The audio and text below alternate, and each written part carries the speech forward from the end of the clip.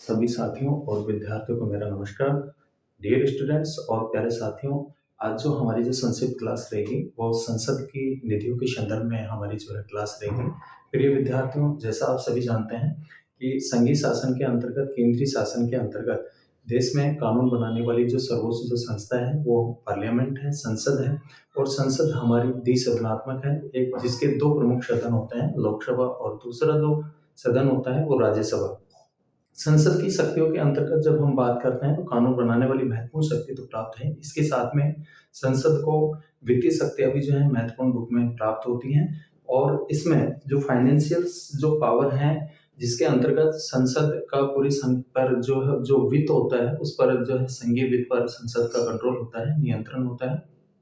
और जो कोई धन विधेयक होता है तो सबसे पहले लोकसभा में पेश किया जाता है, और कोई विधेयक धन विधेयक है या नहीं है इस बात का जो डिसीजन करता है वो लोकसभा अध्यक्ष के द्वारा किया जाता है।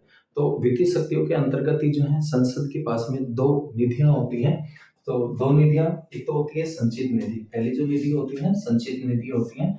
और हमारा जो कॉन्स्टिट्यूशन है, भारतीय संविधान है, उसका अनुच्छेद 266 इस बात का प्रावधान करता है कि राष्ट्रपति तथा उपराष्ट्रपति तथा नियंत्रक और महालेखा जो परीक्षक होता है आदि का वेतन इसी निधि से दिया जाता है।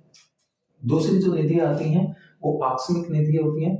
और आकस्मिक निधि इस संविधान के अनुच्छेद 267 में आकस्मिक निधि का जो उल्लेख किया गया है वो 267 के अंतर्गत किया गया है, जो इस बात का प्रावधान करता है कि भारत सरकार एक आकस्मिक निधि की स्थापना करेगी और संसद की स्वीकृति के बिना इस मद से धन नहीं निकाला जा सकता।